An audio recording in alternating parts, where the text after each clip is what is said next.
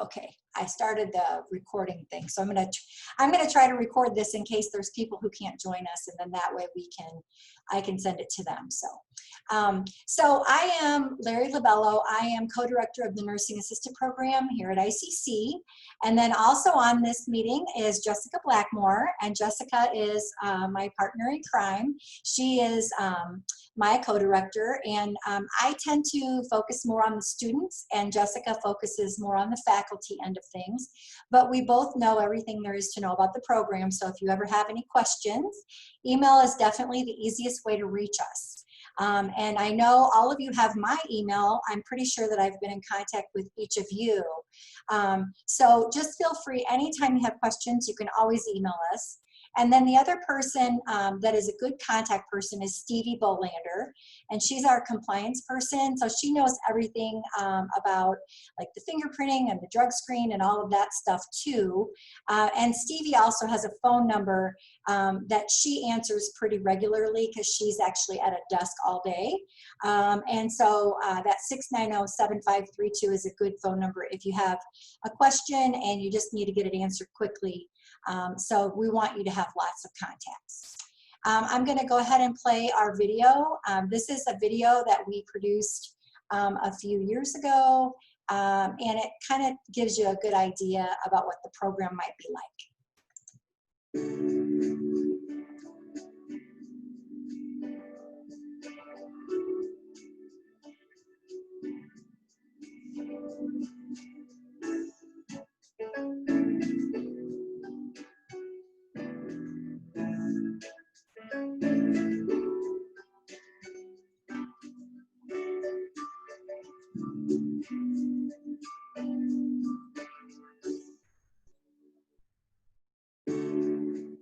The Nursing Assistant Program at ICC is unique. The community served by ICC is huge. Therefore, we serve a very diverse population of students. It's my job to make sure that every student has a chance to be successful. It can be stressful trying to serve the needs of every student, but even on my worst day, I wouldn't trade this job for anything. The best feeling in the world is to see a student succeed, especially when they outshine their own expectations. There are a lot of skills that make a good CNA. I would say on the top of the important skills is listening skills. You're going to learn most about your patient by listening to what they're saying. And sometimes it starts off as a story and it'll lead into physical or emotional difficulties that they've been having. So to me, listening is number one out of all the skills that we do. I think empathy, I think caring and being able to make a connection with the person. Because I think if they, especially in long-term care, if they feel comfortable with you, I feel that they're going to be more likely to, want to have their bath and want to do all the different things they have to do in a day more easily. Being, again, reliable, on time, caring for your patient, not doing it because you have to, doing it because you want to, and just trying to make their experience, and whether it's a nursing home or a hospital, making it better for them. Has to be someone who cares. You cannot do this job if you don't personally care. This is, in the medical field, it's not so much about the medicine, the CNA is about the personal care that you give, the time that it takes. You're the one that comes in to make them feel better and report medical things to the nurse, but you're the one there for personal care. Listening, being caring, I feel like it has to be genuine, not just something just to do it just because. But if you, a person that likes to help the next person and be a good role model. I found a lot of it depends on tone of voice, touch, and approach. That's why I get along so well with my Alzheimer's patients. It really is, imagine you're in bed and you're in pain and you're tired and uncomfortable. And some lady comes in, flips the light on and says, "It's time to get up now." That's a rude awakening. You're tired, you're cold, you're possibly wet if you're incontinent. Now imagine somebody comes in, leans down, strokes your hair, doesn't turn the light on yet, and says, "Good morning. We're going to get up and go eat breakfast." turn the light on now. That's going to make a difference in how your patient reacts to you. So I try to put myself in their position. Would I want somebody to approach me with a loud, rude, condescending voice, or do I want them to approach me with a kind, soft touch and a hug?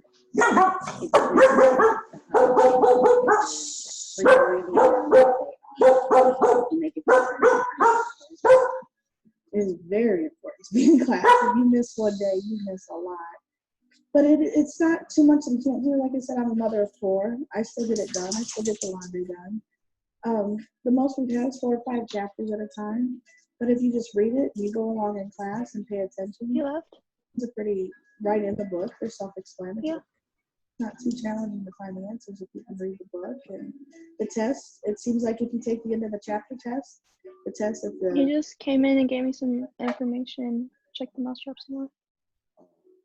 It's really important because the school starts at 8 and goes till 2. And almost everything she says is either going to be on a test or something you need to know.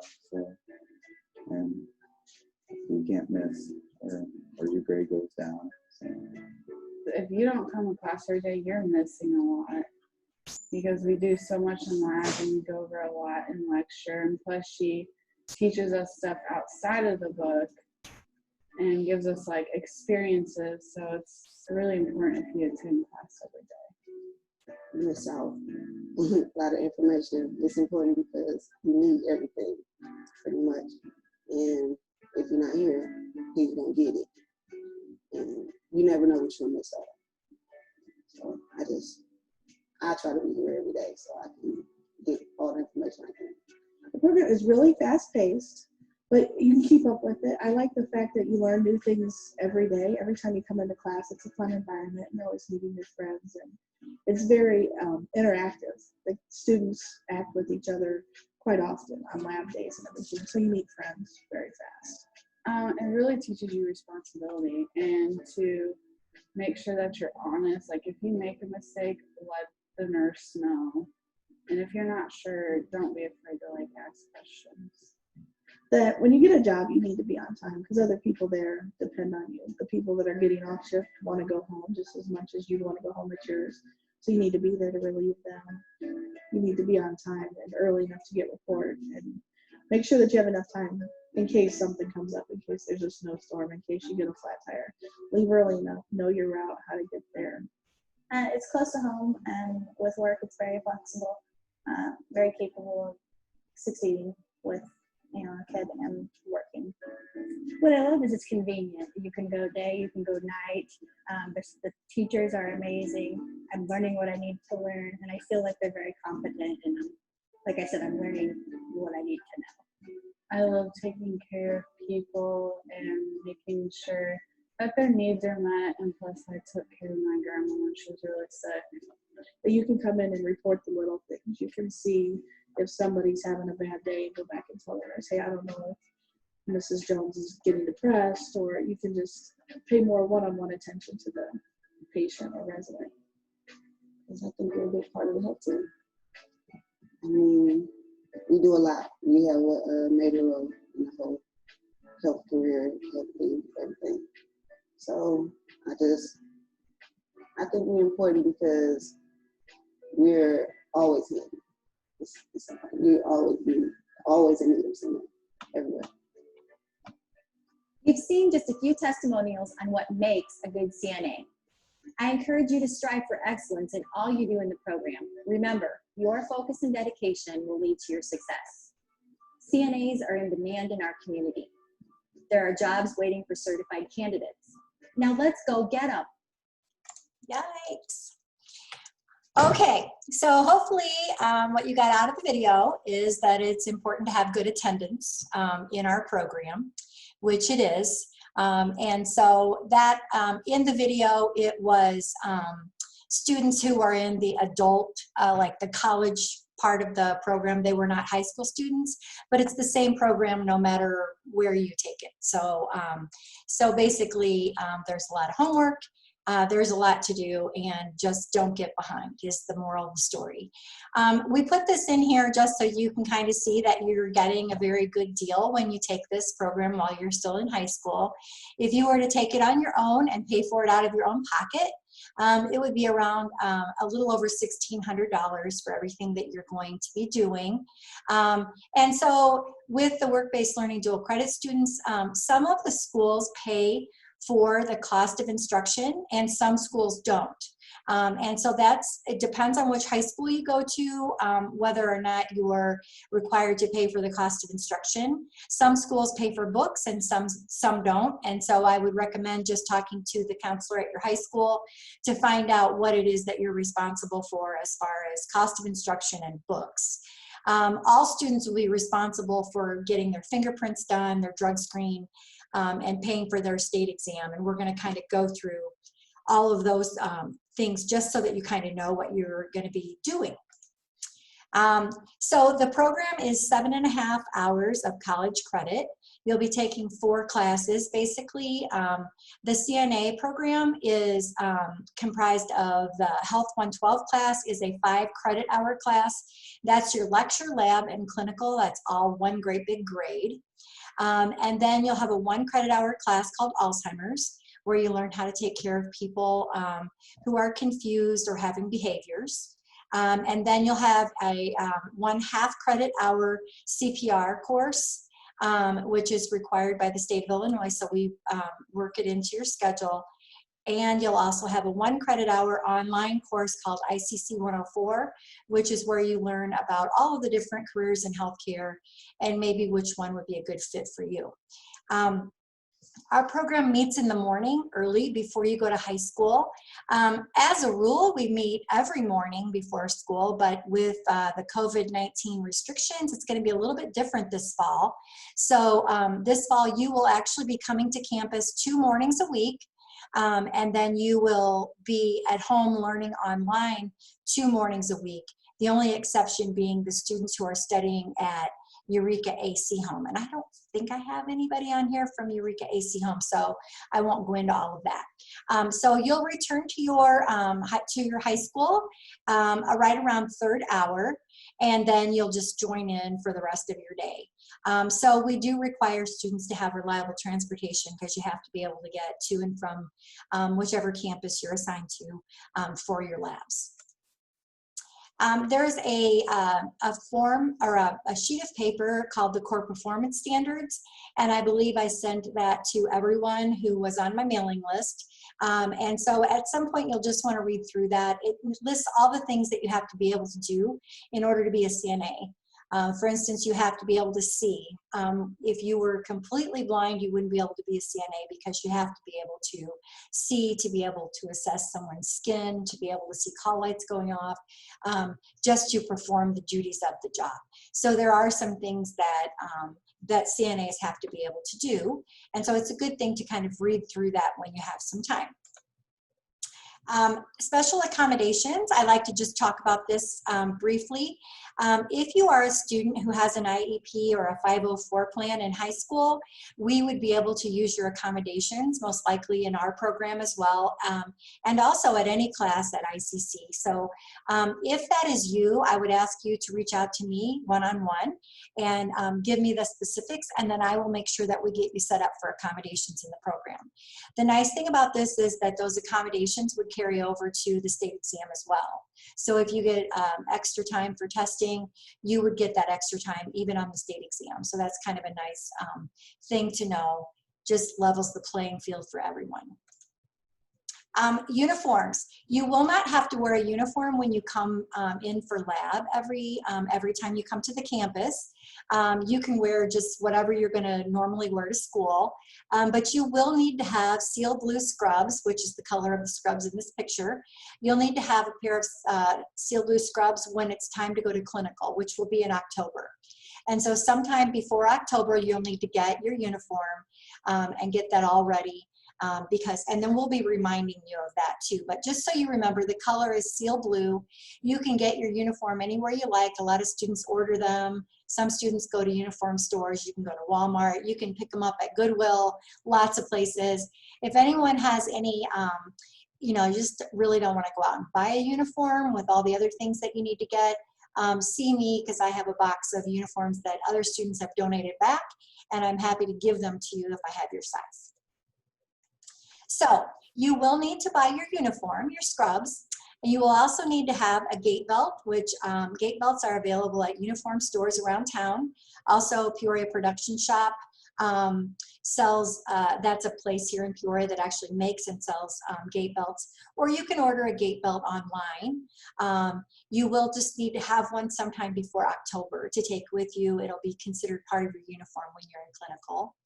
And then you will need a watch with a second hand, not like a fancy watch, not a computerized watch or a digital watch, just an old school watch with a second hand, because we take pulse and respirations.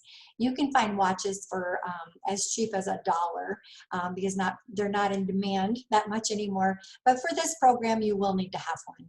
And one thing I don't have on this slide that you will need also is a pair of shoes, preferably white, that are either leather or vinyl. So you can wear like a gym shoe, or you can wear like a nurse's shoe, but it has to be leather or vinyl so that you can wipe it off. So that'll be something also that you'll need as part of your uniform. Don't go out and buy your books for the program, especially not yet. We're getting new textbooks this year, and your books will be actually delivered to your high school. So you'll get called down to the office to pick your books up. I will be bringing the books around to the area high schools. And so just don't come to the bookstore and buy your books. There are a few schools that ask the students to purchase their own book, and if that was you, then you would be contacted by your school, and then you would go ahead and do that, okay? But most of the schools in the area have me deliver the books to your school for you.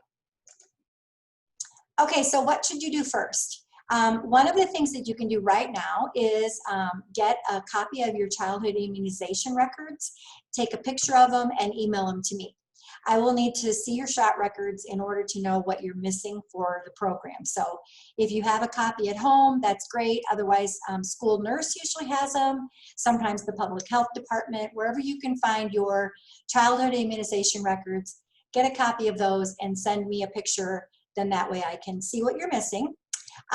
Complete the background check and drug screen, which I will go into a little bit more here. And then also get started on your two-step TB, which we're going to talk about right now. So first thing, the background check. There are a few of you who maybe already have the right kind of fingerprinting, like maybe you already work in healthcare somewhere at a nursing home or a hospital, and you're already in the system the correct way. When I look you up, if I find out that you're already in the system, then I will send you an email saying that you do not need to get re-fingerprinted. But most of you will need to get printed, so I will be sending you your fingerprint form. This is a one-time fingerprinting. The cost is $38, and all of the instructions on where to go and everything for your fingerprinting will be included on the email that you receive after this meeting. So there's going to be a little thing called a to-do list, and on your to-do list you'll see the exact address of where to go for fingerprinting, the hours that they're open. You will want to be sure to take either a debit, credit, or money order for $38. They do not accept cash or personal check. So do not go to get fingerprinting without printing the form that I'm going to send you, okay? So when you go to get fingerprinted, they will ask you for a form. If you do not have that, they'll send you home to get it. So don't leave your house without the form that I'm going to email to you. So if you need that form, I will definitely get that to you after tonight's meeting. Sometime tomorrow, you will receive an email from me. And if you need fingerprinting, you'll have a form attached to that email that you need to print out and take with you to go get fingerprinting. The drug screen is something that you can do immediately as soon as even tomorrow. The place that we go for drug screen is called iWork. It's located downtown Peoria, kind of by the post office and Channel 47 on the corner of State and Washington. There's a phone number here for iWork. You can call and make an appointment if you want to. Sometimes you can just walk in though, and they'll just get you in. They'll ask you who you are. You'll tell them you're an ICC CNA student, and they will ask you for your ICC student ID number. That's a new thing for them. So if you don't know your ICC student ID number, if you just email me, I have them all. So I'll email it back to you and you'll have it. You will not be charged at the time that you get your drug screen done, but they will charge your ICC account $44. So you will see a charge, a random charge for $44 on your ICC account. And if you forget what that's for, then you'll email me and I'll say, oh yeah, that's the drug screen. And you'll need to pay that later. Okay, so usually it takes about 6 weeks for that charge to show up after you actually get the drug screen done. A two-step TB is something that is required by our clinical sites. This is a very specific test for healthcare. You've probably never had one unless you work in healthcare. So what you're going to do is go to the doctor or clinic and they will stick your arm, and then you go back in a couple of days and they look at it. And then the following week you have to go back again. They'll stick your other arm, and then you go back in a couple of days and they look at it. So it will require 4 trips to the doctor or clinic. If you only go and get stuck and then get read, that's a 1 step, and that is not what we need for healthcare. So just be sure that you go 2 weeks in a row and get this done, and then when you get it all done, just send me a copy of what they give you, and then I will log that for you, and then that will be 1 step closer to you being in compliance for clinical. The immunizations that we require for the program are listed here. The hepatitis B series is 3 shots. Most people get this right after they're born. You get 1, you wait a month, and then you get the second one, and then you wait 5 months and you get the third one. All I need is to see a copy of your childhood immunization records, and I'll just write those dates down and you'll be good. 2 MMRs, usually you have those before you start kindergarten. You get 1, you wait a month, usually longer, and then get the second one. And then a Tdap, you would have had a Tdap, which is a tetanus with pertussis. You probably had this in 9th grade if you go to a public high school. It's a requirement for public high schools usually.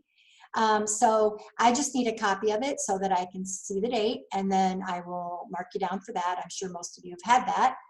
And then varicella is the chicken pox. Varicella is one that most people your age have had. You get a shot, you go back in a month, and they give you the second one. If for some reason, like if you had the chicken pox instead, then you would have to have your blood drawn showing that you're immune to the chicken pox. So the 2 choices are either 2 shots or a positive titer, which means you're immune to the chicken pox. It's not enough just to have like a note from your doctor saying that you had the chicken pox. So, because some people don't develop immunity from having the disease. So those are the things that we're looking for. If you just send me your shot records, then I will be able to fill out the spreadsheet for you, and I'm sure most of you have had all of these. A physical. You will need to have a physical for the program, and physicals are good for 2 years. A sports physical is fine. So if you are in sports and you had a sports physical this year or last year, just send me a copy of that, and that's good enough for us. If you haven't had a physical in more than 2 years, then you would need to make an appointment and go have one. I have physical forms, so usually I send those out. I think I might have already sent them, but if I didn't, I'll go ahead and send them again. And you're welcome to print that off and take with you to the doctor, because sometimes they want you to actually take a blank form with you when you go to have that done. So I'm happy to send that to you. And then, so one of the things that, that you should keep in mind is that once school starts, you're going to be very busy, especially this year with a lot of things that you're learning being online. It's going to be a little bit of a transition for a lot of you. So start right now getting all of this stuff done for the program. You have about a month before school really starts. And so if you can use these next couple weeks getting the 2-step TB and the fingerprinting and the drug screen done, you're going to be a lot happier when school actually starts. You can scan or email a copy of any records that you have to either me or Stevie, and we will log those on a spreadsheet. You always want to keep all your copies at home and put them kind of in a safe place.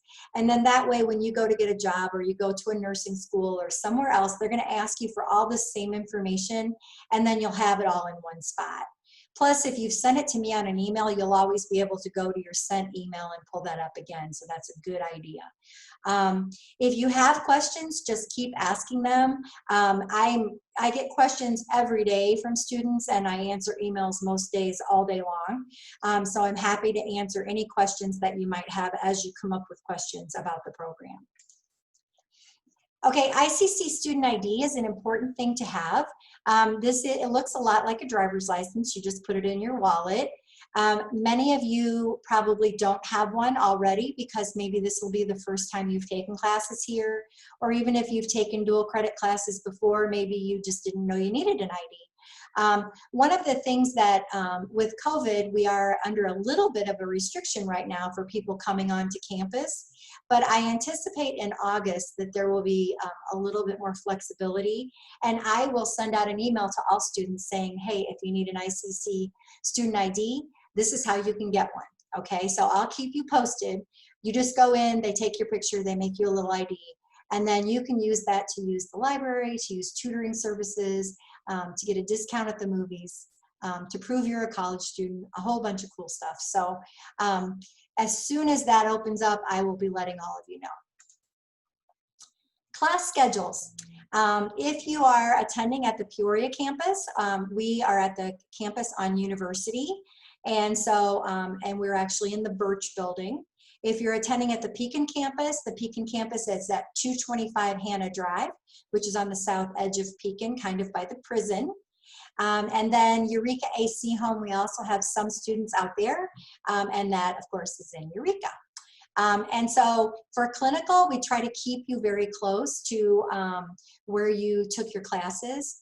So Peoria students will usually have clinical in Peoria. Pekin students usually have clinical somewhere around Pekin, like out at sometimes Hopedale, sometimes Morton. We try to keep students close as we can to where they're assigned. And CPR classes, you will need to come to Peoria to be checked off on your CPR, and there will be more details coming forth about that in the next couple of weeks. So on the day that you do your CPR, you do not go to your regular classroom, you come to Peoria, and we will give you that location as we get more information on that available. Absences. One of the most important things in this program is attendance. It's probably the single most important indicator of success. So we have to meet the Illinois Department of Public Health standards for attendance. And so in extreme circumstances, if you are sick or you're going to be late for class, we ask that you call your instructor before class begins. So treat this like a job. If you were going to be late for work, you would let your instructor know or your boss know. So just treat your instructor like a boss, and you'll be fine. As long as you do that, then you'll be able to make up whatever it is that you might have missed that day. We really, really can't emphasize enough how important it is to be in class, because when you miss a lot of information. Whether you miss an online lecture or an in-person lab, it's a lot to make up. And it doesn't take long for that to snowball, and then you won't like the program very much if you're trying to catch up all the time. The student handbook, there is on the to-do list, or on one of the things that I'm going to send you, there's instructions on how to get to the student handbook. It's actually on our website, and we would like you to read the first 17 pages before the first day of class. You will be asked to sign a thing saying that you read the first 17 pages of the handbook. It goes over all of the rules, like for instance, you're not allowed to wear fake nails when you're in clinical. We have restrictions on the number of piercings that you can have and all of that kind of stuff. Pay particular attention to the section about social media. Once you're working in healthcare or even a student in healthcare, you have to be very careful to protect confidentiality and privacy of patients and their families. So what you post on Facebook and Snapchat and Twitter can actually be a federal crime. So it's really important to understand what HIPAA means and all of that. And we go over that in depth in the program. So just read the handbook a little bit so that you don't get yourself into any trouble. And then I think all of you have applied to ICC Online, but I put this in the PowerPoint just in case. If for some reason when I go to get you registered for the program, I find that you're not actually in the college system the correct way, I might refer you back to this PowerPoint to do these steps. But I think all of you who are on here tonight have applied to the college. So I think we're probably okay with that. The state exam, when you register for the state exam, you will do that online. So once you've completed our program, then you will be eligible to take your state exam to become certified. So you complete the program, you're a nursing assistant, you take the state exam and pass it, you become a certified nursing assistant. And that's what you need in order to get into most nursing programs or use CNA as a leg into any other programs in healthcare. So super important to take your state exam. Once you have finished our program, you'll receive an invitation to apply for that state exam. And just remember that the state exam costs $75. You pay for it online. It would be paid by either debit or credit. And there will be newsletters and lots of reminders on how to do that as it gets a little bit closer. Okay, so what you can do now is start checking off your compliance requirements. Read the nursing assistant student handbook online, which you'll have the breadcrumbs to get to that. I'll send those to you. And then also watch for information about the campus reopening so that you can get your ICC student ID and all of that good stuff to make you feel a little bit more official as a college student. Forms. I think most of the students that I have talked to have gone ahead and filled out all the forms online. If for some reason I'm missing a form, my dog's barking, hang on. Here. If for some reason I'm missing anything from you, I will email you specifically what I need and then make sure that I get everything. So that's one of the things that I'm very careful about is making sure I have everything from everybody. Let me just get her. Yeah. Get up here. It's one of the hazards of working from home. So once, if I'm missing something from you, trust me, I will let you know. And this is a good place to mention, like if you don't hear anything from me in a couple of weeks or so, then you should email me and say, hey, I haven't heard from you, because I email students on a regular basis. So I will email you and say, you know, this is what you're missing, this is what I need. Thanks for sending all your shot records. I will email you quite often. So if you never hear from me, you should be suspicious that maybe we have a problem with your email or something. Okay. So questions. I'm going to get out of sharing my screen and we'll just see. Does anyone who is on here have any questions? If you do, you can either speak up or you can type it into the chat box. Anything. If you do not have a question, then you are welcome to leave the meeting. You can just hang up from the meeting and you're done and watch for an email from me with all the things that I promised I would send you.